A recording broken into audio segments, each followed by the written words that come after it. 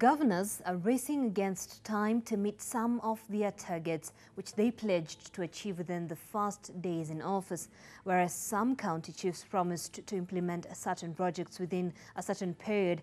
Others continue to blame the national government for delaying the release of devolution funds. Let's take a look at Wangamati, who is the county boss of Bungoma, and what he has managed to achieve. Nashukuru kwa Our Excellency. After being sworn in as county bosses, most of the governors made a myriad of pledges to their electorates within their 100 days in office. Where do you see But most governors accused the national government for its delay in the disbursement of the funds, which have derailed progress. I'm here today. In Bungoma County, we are joined by Wycliffe Wangamati, who took over from the Senate Speaker Ken Lusaka. One fundamental problem that we have had in public service, or in county government, or in government anywhere in the country, has been wastage of public resources. I took the decision that it's an area that I needed to focus on.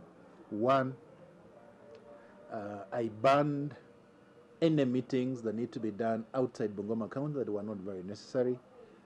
Secondly, I also looked at the travels that as a county government were incurring. If you want to know somebody is very genuine and clear that they want to do the investment, you go where the county is. You come and spend time and look at the opportunities that are available. Wangamati's first move was streamlining the bursary kitty.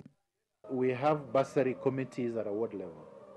Now, those bursaries committees will do public participation at a sub-location level, bring together people from the different villages where they'll publicly vet any needy students, and that list then we'll use it.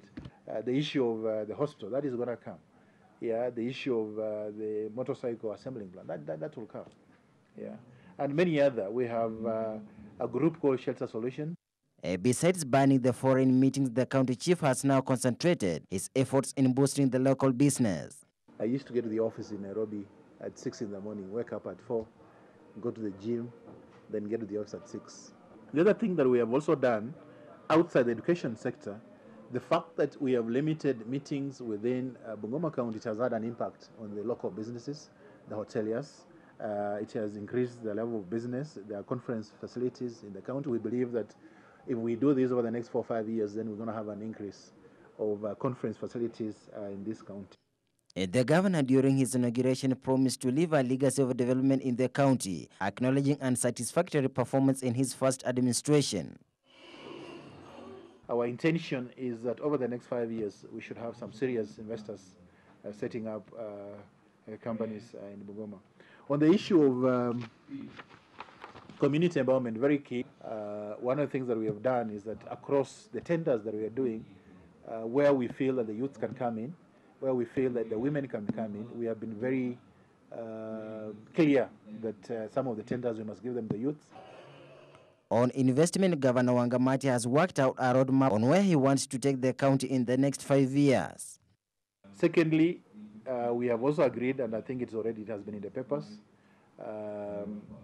we want to do an average of 15 kilometers of Maram roads in every single ward. And to do that, we have 3 elements. One is that we received about 200 million from the roads board, the roads levy money.